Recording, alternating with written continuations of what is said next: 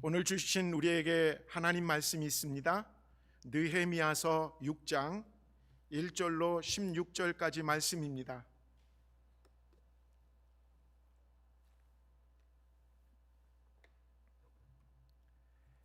산발랏과 도비야와 아라비아 사람 게셈과 그 나머지 우리의 원수들이 내가 성벽을 건축하여 허물어진 틈을 남기지 아니하였다 함을 들었는데, 그때는 내가 아직 성문에 문짝을 달지 못하였던 때였더라. 산발랏과 게셈이 내게 사람을 보내어 이르기를, 오라 우리가 오노 평지 한 촌에서 서로 만나자 하니 실상은 나를 해하고자 함이었더라. 내가 곧 그들에게 사자들을 보내어 이르기를, 내가 이제 큰 역사를 하니 내려가지 못하겠노라. 어찌하여 역사를 중지하게 하고 너희에게로 내려가겠느냐 하매, 그들이 4번이나 이같이 내게 사람을 보내되 나는 꼭 같이 대답하였더니, 산발롯이 5번째는 그 종자의 손에 봉하지 않은 편지를 들려 내게 보냈는데, 그 글에 이르기를, 이방 중에도 소문이 있고 가스무도 말하기를 너와 유다 사람들이 모반하여 하려 하여 성벽을 건축한다 하나니 내가 그 말과 같이 왕이 되려 하는도다.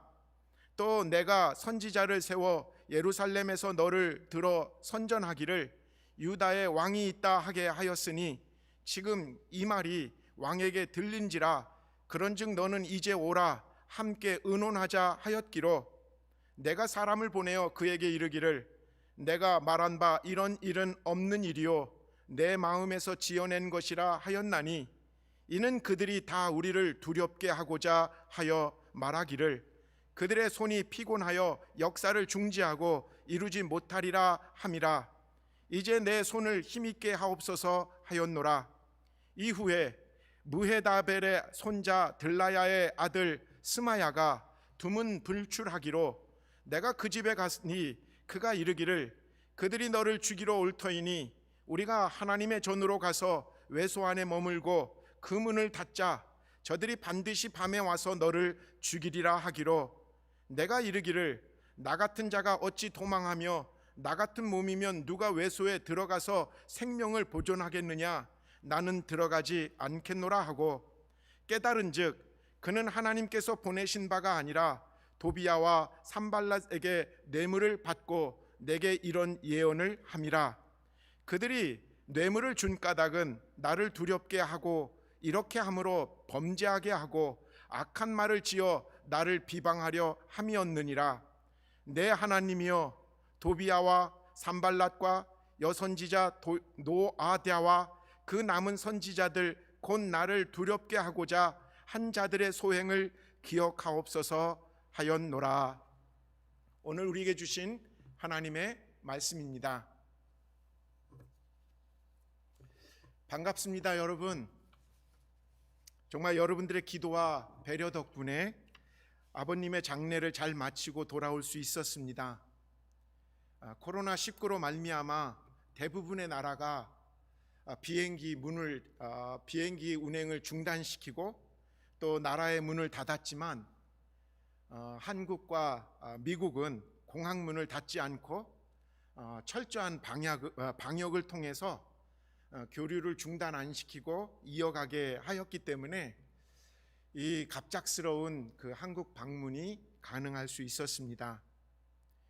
한국에는 요즘 다시 코로나 확진자가 늘어난다고 하지만 대한민국의 의료 체계와 코로나19 방역 시스템이 제가 봐도 세계에서 정말 모범적인 나라라고 생각이 들었습니다. 한 달 전에 인천공항에 도착한 그 순간부터 공항에 검역소로 이동시키고 코로나 바이러스 검사를 받게 하고, 그 순간부터 또 나라에서 제공한 교통편을 타고 그 천안에 공무원 연수원으로 1박 머물게 하면서 검사 결과를 나올 때까지 기다리게 하더라고요. 그러는 와중에 정말 국가의 아마 중간적인 수준의 숙식을 다 제공하고 호텔은 아니었지만 정말 편안하게 지내게 그 한국의 방역 그 체계 그 종사자들과 공무원들이 정말 열심을 다해서 일하는 모습을 보게 되었습니다.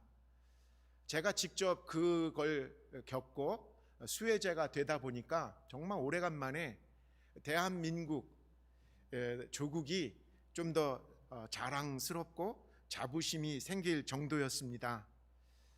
분명한 거는 제가 한 달 동안 한국에 머물면서 그렇게 좀 길게 머문 적이 없었거든요. 30년 전에 떠났던 그 한국이 더 이상 아닌 여러 분야에서 정말 수준이 높아진 국민들의 그 수준까지도 높아진 나라였음에 정말 자랑스러웠습니다.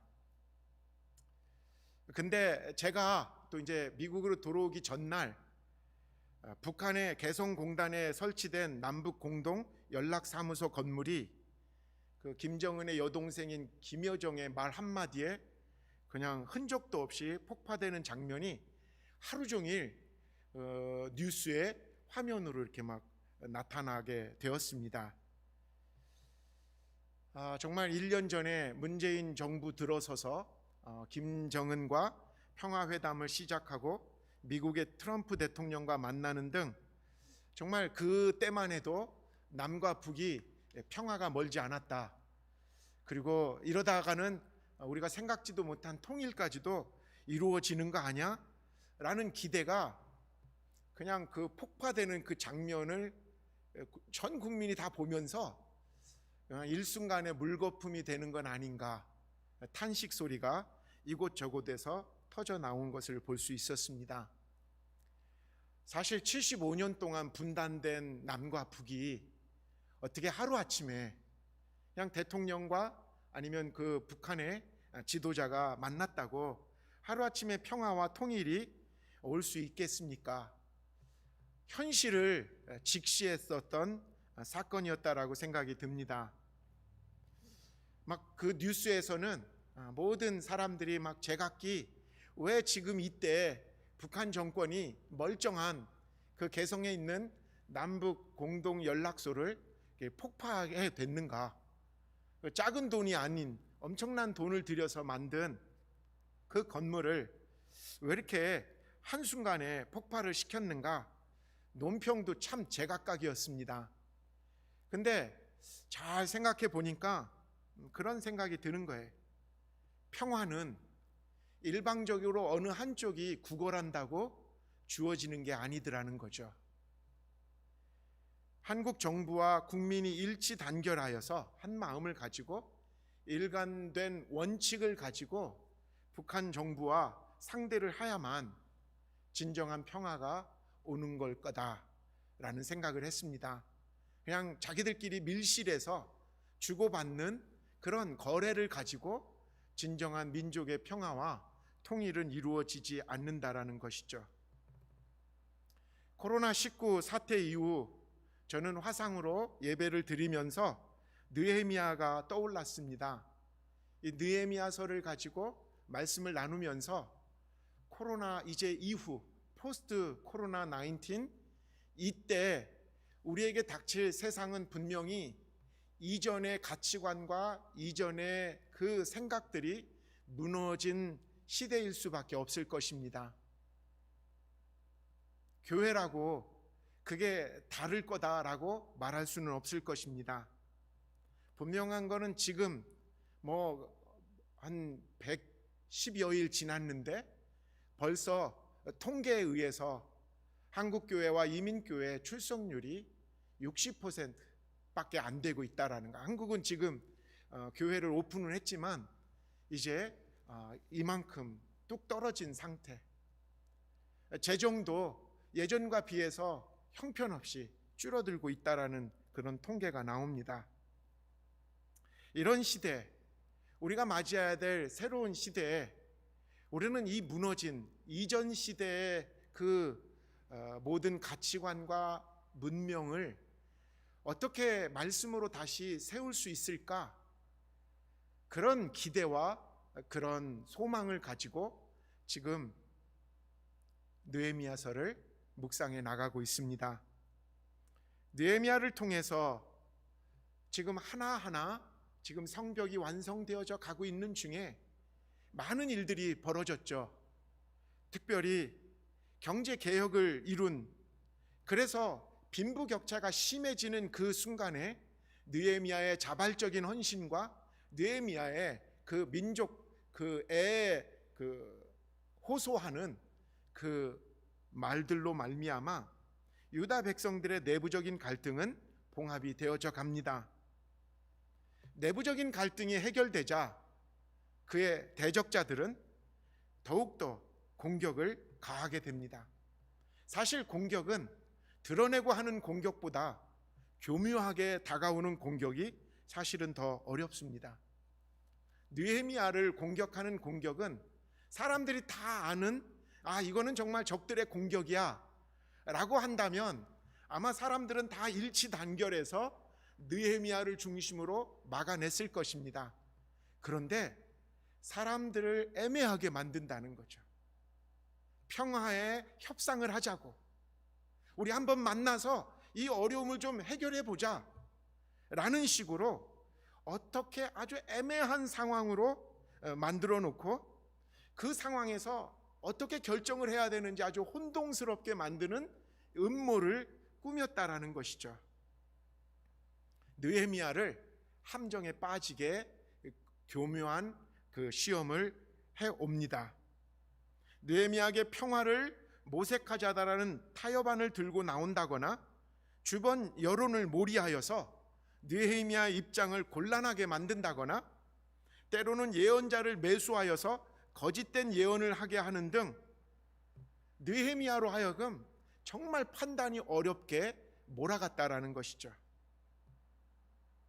우리가 예수로 말미암아 하나님의 자녀로 살아가게 된 이 땅에서 우리들의 삶 속에서 나타나는 끊임없는 마귀의 유혹, 세상의 공격, 이것들은 어쩌면 우리가 예수를 믿었기 때문에, 예수로 말미암아 하나님의 자녀의 권세를 얻었기 때문에 원수 마귀가 우리를 공격하는 어쩌면 너무나 당연한 이유인지도 모릅니다.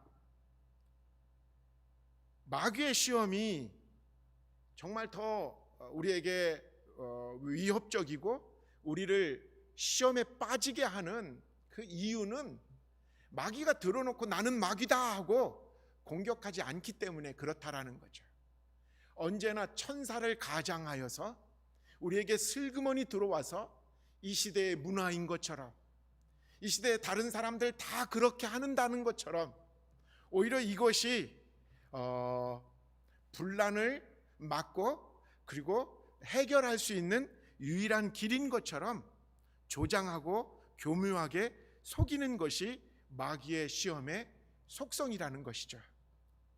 환난의 시기에 우리 성도들과 교회를 어지럽히는 이 땅의 마귀의 시험은 분명히 더 교묘하고 애매하게 다가오게 될 것입니다. 새로운 시대를 바라보는 저와 여러분, 우리는 이때 애매하게 다가오는 이 세상의 시험들을 어떻게 이겨낼까? 오늘 이 느헤미야서 6장의 말씀을 통해서 확인하는, 그리고 그걸 통해서 준비하는 저와 여러분 되어야 될 줄 믿습니다. 오늘 본문을 통해서 첫 번째, 애매한 세상의 시험은 첫 번째, 원칙 없는 평화는 무의미하다라는 사고를 가지고 대해야 된다라는 거예요. 느헤미야의 대적자들은 서로 간의 갈등을 해결하기 위해서 먼저 협상의 자리로 느헤미야를 나오라고 요구를 합니다. 오늘 본문 2절을 보니까요, 다시 한번 보겠습니다. 산발랏과 게셈이 내게 사람을 보내어 이르기를 오라 우리가 오노 평지 한촌에서 서로 만나자 하니 실상은 나를 해하고자 함이었더라. 여러분, 이것은 느헤미야가 협상장에 나올 때 그를 나오는 와중에 암살하려고 하는 적들의 음모였습니다. 느헤미야는 그 타협안 자체가 가만 생각해 보면서 성벽 재건을 지체하거나 방해하는 것이었기 때문에 회담 자체를 거부하고 있습니다. 자기가 싸움을 걸은 것도 아니고 자기의 사명은 분명하게 성전을 재건하는 일이었거든요. 근데 지금 얘기를 하러 나오자라고 하는 그 순간부터 자기가 자리를 비울 것이고, 그리고 그 여정이 오고 가는 길, 시간이 길어질 것이거든요. 그렇기 때문에 느헤미야는 회담 자체를 거부하고 적들을 만나지 않습니다. 세상이 말하는 타협안은 때로 성도의 발목을 붙잡아 두는 덫일 가능성이 많습니다.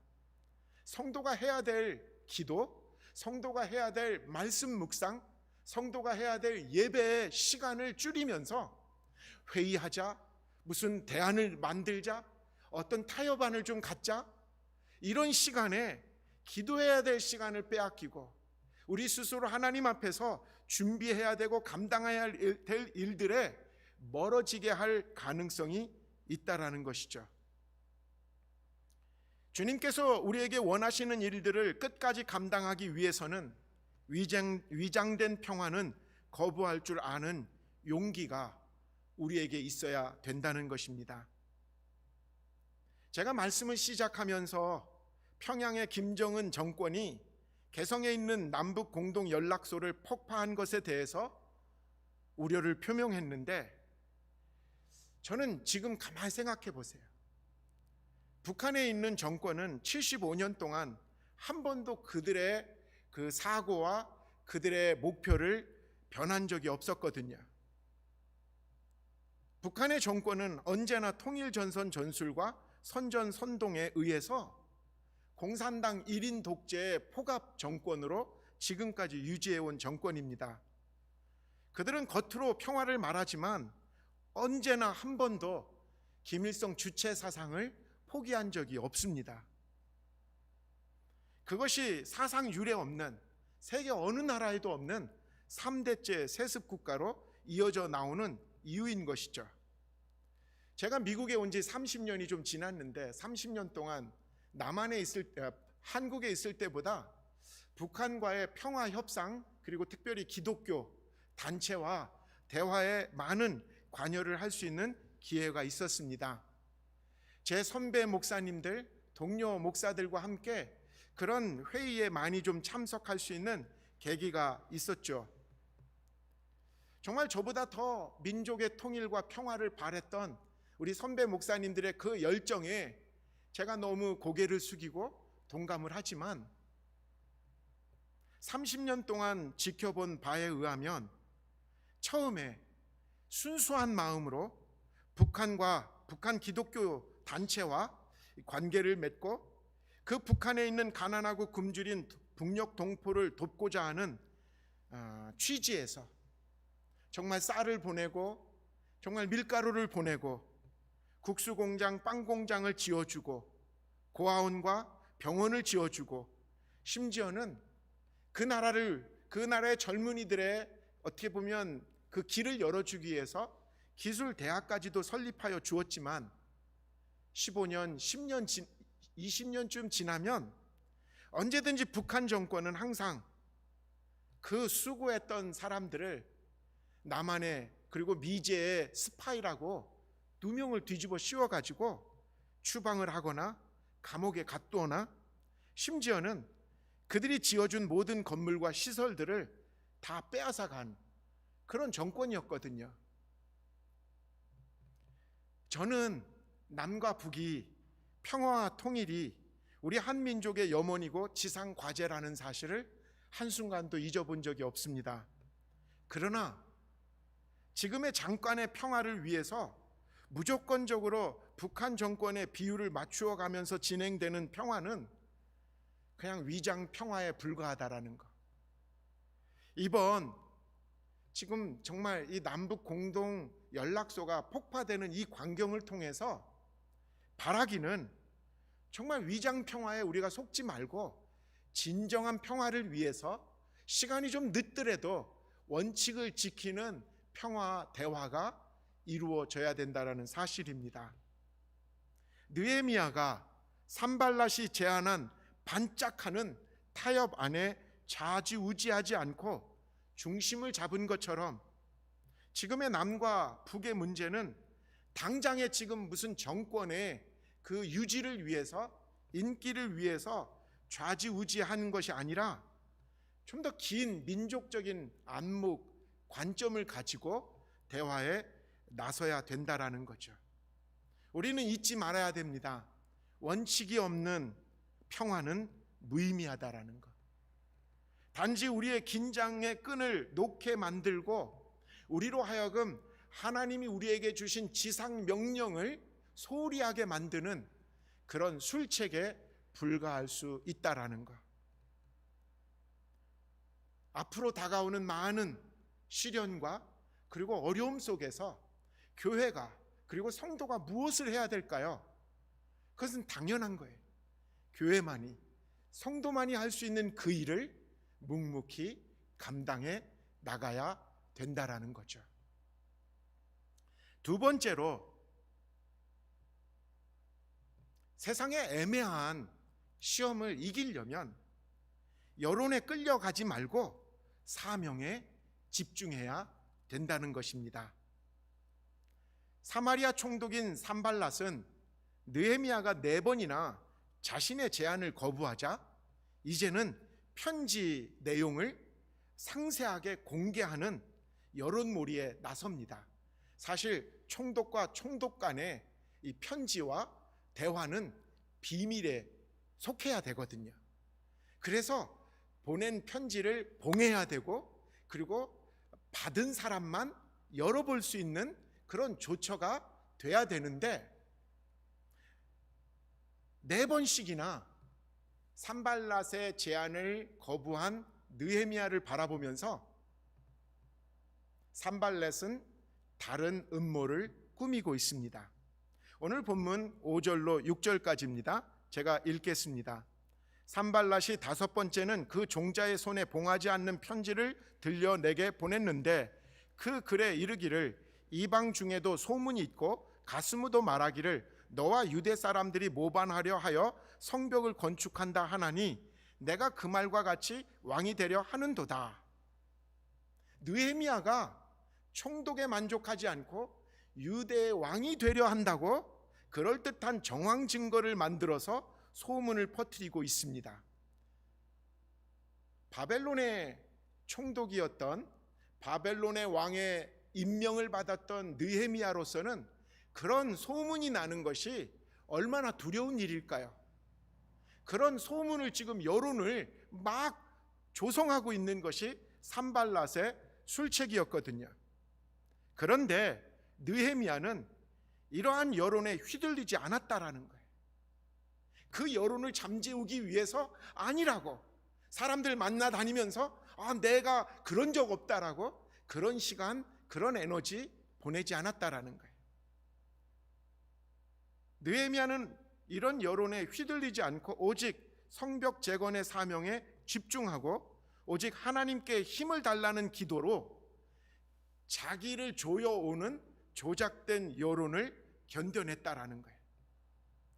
여론과 맞서면서 막 여론을 바꾸려고 저항한 것이 아니라, 에너지를 소비하는 것이 아니라 그것은 다 하나님께 맡기고 오직 자기에게 남은 마지막 사명이 있잖아요. 성문에 문짝을 마지막 달아야 성벽이 완성되는 거거든요. 그 성문을 다는 일에 전념했다라는 거예요. 하나님의 사명을 받은 사명자들은 사람을 기쁘게 하는 자가 아니라 하나님을 기쁘게 하는 자인 것입니다. 우리가 이 땅에 살아가면서 어렵고 힘든 시간들을 지내면서 우리가 이 어려움 속에도 소망을 갖는 이유는 다른 게 아니에요. 하나님의 눈을 의식하며 하나님이 내게 주신 그 사명을 이 어려운 가운데서도 감당한다라는 그 사명 때문에, 사명을 감당하는 일 때문에 우리는 하나님을 바라보며 소망을 품는 것이죠. 사도 바울은 데살로니가 전서 2장 4절에 이렇게 고백하고 있습니다. 제가 읽겠습니다. 오직 하나님께 옳게 여기심을 입어 복음을 위탁받았으니 우리가 이와 같이 말함은 사람을 기쁘게 하려 함이 아니요 오직 우리 마음을 감찰하시는 하나님을 기쁘시게 하려 함이라. 여러분, 저와 여러분이 또 우리 교회가 하나님으로부터 위탁받은 복음이 무엇입니까? 그것은 바른 것이 아니에요. 예수 그리스도로 말미암아 영혼을 구원하게 하는 거예요. 그리고 예수 그리스도의 제자를 삼아 이 세상을 변화시키는 일을 감당하는 것이죠. 만약 우리 교회가 이 두 사명을 감당하는 것을 잊어버리고 그저 교회 유지하는 일에만 매달린다면, 그저 서로 외로움을 달래는 친교 모임에만 집중한다면, 자신들의 존재감을 드러내는 그 클럽 정도로만 알고 살아간다면, 성도와 교회의 존재 이유는 하나님 앞에서 아마 존재하지 않을 거라는 생각이 드는 것이죠. 이 코로나 사태 이후로 정말 우리 교회를 향해서 다가오는 어려움들은 한도 끝도 없는 것 같아요. 그런데 하나님의 입장에서 볼 때, 하나님의 눈에 볼 때 하나님이 위탁하신 그 복음의 사명을 감당하는 교회와 그렇지 않은 교회를 바라보는 눈은 좀 다르실 것 같다라는 거죠. 있으나 마나한 교회, 있으나 마나한 성도라면 굳이 뭐 이렇게 오래 남는 것, 존재하는 이유 자체가 하나님에게는 의미가 없을 수도 있다라는 생각을 합니다. 한인 교회들, 한국에 있는 교회들을 다 포함해서 여러 끊임없는 분쟁에, 분란에 좀 휩싸이고 있는데, 제가 아무리 봐도 영혼 구원을 위해서 교회가 어떤 일을 해야 될 것인가를 놓고 싸우는 교회는 보질 못했어요. 제자 양육을 위해서 어떤 일을 해야 될까를 놓고, 방법을 놓고 싸우는 교회도 내가 어디 있는지 소리를 들어보질 못했어요. 대부분 교회마다 돈 문제, 자리 문제, 명예 문제, 감정의 갈등 문제로 그냥 서로 얼굴도 안 보고 사는 것처럼 그런 싸움을 마다하지 않는 것을 볼 때, 이미 우리들이 이렇게 분란에 휩싸이고 이렇게 혼동 속에 있는 것은 이미 성도와 교회가 하나님이 우리에게 위탁하신 사명을 잊어버렸기 때문에 그런 건 아닐까. 코로나19 이후 우리 사회에 닥쳐올 엄청난 변화 앞에 가장 큰 어려움을 겪을 곳은 어쩔 수 없이 교회일 것입니다. 그런데 분명한 것은 어려울 때일수록 본질이 드러난다라는 것. 위기를 만날수록 그 사람의 진가가 보여진다라는 것. 하나님은 아마 우리에게 그걸 보고 원하시는 걸 거예요. 교회 존재하고 교회 크고 교회 유지되는 것, 그거에 관심이 너무 많은 것보다는 우리 교회가 정말 영혼 구원에 지금 힘쓰고 있는가, 이 어려운 가운데서도 우리 교회가 정말 세상을 변화시킬 수 있는 제자를 양육하는 일에 헌신하고 있는가, 이것에 더 집중하고 어려울 때일수록 이 본질을 잊지 말자라고 다짐하는 저와 여러분 돼야 될 줄 믿습니다. 여론에 휘둘리지 말고 사명에 집중하는 그런 우리들이 될 때 세상에 아무리 애매한 시험이 와도 넉넉히 이겨낼 줄 믿습니다. 마지막으로 느헤미야는 영적인 권위와 질서를 존중했다라는 거예요. 이런저런 적들의 음모가 무산되자 마지막 최후의 발악으로 대적자들은 유다의 예언자였던 스마야를 매수하여 거짓 예언을 하게 합니다. 참 교묘합니다. 느헤미야서 6장 10절 본문 말씀 제가 읽겠습니다. 이후에 무헤다벨의 손자 들라야의 아들 스마야가 드문 불출하기로 내가 그 집에 가니 그가 이르기를 그들이 너를 죽이러 올 터이니 우리가 하나님의 전으로 가서 외소 안에 머물고 그 문을 닫자 저들이 반드시 밤에 와서 너를 죽이리라 하기로. 느헤미야를 죽이려고 적들이 자객을 보낼 것이라는 거. 그래서 느헤미야가 빨리 성전 안으로 숨어야 된다라고. 느헤미야는 자신이 제사장이 아닌 평신도 신분이라는 것을 잊지 않았습니다. 성전에 들어가서 숨으라는 말은 위험하다라는 이유 하나 가지고 제사장의 권위에 스스로 그냥 총독의 직분을 가지고 무시한 사건이 될 수가 있는 일이었거든요. 그래서 영적인 권위, 제사장은 제사장으로서의 사명과 역할이 있다라는 것, 그리고 총독은 총독으로서의 역할과 사명이 있다라는 것을 느헤미야는 너무나 잘 알고 있었고 그것을 어기지 않았다라는 거예요. 어쩌면 이것이 영적인 권위와 질서를 존중했다라는 것이죠. 그래서 느헤미야는 거짓 예언자의 그 예언에 말려들지 않았습니다. 여러분, 만약에 느헤미야가 스마야의 이 말을 듣고 깜짝 놀래가지고 제사장의 권위를 무시하는 행동을 해버렸다면 아마 주변 사람들이 굉장히 힘들었을 것 같아요. 유대인들은 비난 일색이 되었겠죠. 그리고는 어떻게 그동안 잘했는데 총독이 그럴 수 있어? 총독이라고 아무렇게나 해도 되는 거야? 이런 혼동에 휩쓸렸을 것입니다. 오늘날도 교회 안에는 하나님께서 세우신 영적인 권위와 질서가 있어야 된다라는 거죠. 그렇다고 단순히 나이 순으로, 연수 순으로, 직분으로, 권위로 밀어붙이라는 얘기가 아닙니다. 서로의 역할을 존중해 주자는 거예요. 목회자의 역할이 있고 평신도의 역할이 있고 장로님과 권사님과 집사님의 역할이 있고 교회 안에는 또 임원회의 역할이 있고 속장과 인도자의 역할이 있고 이 역할들이 그냥 아무렇게나 그냥 나온 것이 아니라 정말 주님의 몸된 교회 안에서 영적인 권위를 가지고 세워진 그 역할이라는 것, 그것을 최소한 지켜주고 존중해 줘야 된다라는 거예요. 여러분, 그럴 때 교회는 비로소 영적인 권위를 인정받게 되고 그 영적인 권위를 가지고 세상을 변화시킬 수 있는 힘으로 나타나게 되는 것입니다.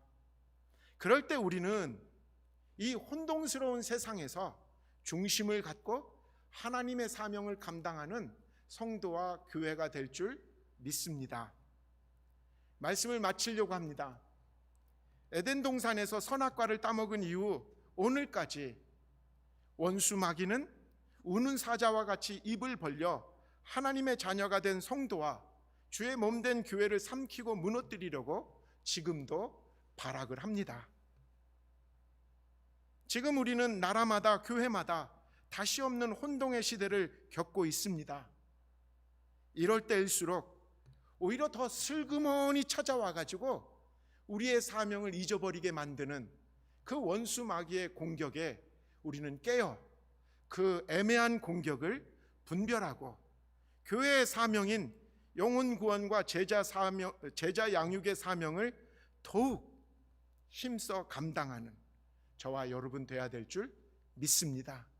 이럴 때 아마 우리들은 주님 앞에서 이 마지막 시대의 이 혼란을 이겨내고 새로운 시대를 열어가는 주님의 몸된 교회가 될 줄 믿습니다. 그런 교회, 그런 성도가 되시기를 간절히 소망합니다. 기도합니다. 고마우신 하나님, 말씀이 우리의 위로가 되게 하시고 말씀이 우리가 앞을 향해서 나가는 등불과 빛이 되게 하여 주옵소서. 오늘도 느헤미야서 6장의 말씀을 통해서 이 세상의 애매한 시험을 어떻게 이겨내야 될지 알게 해주셔서 감사합니다. 주님, 넉넉한 주님을 향한 믿음으로 주님께서 우리에게 주신 사명 붙잡고 주님 감당하게 하여 주옵소서. 감사합니다.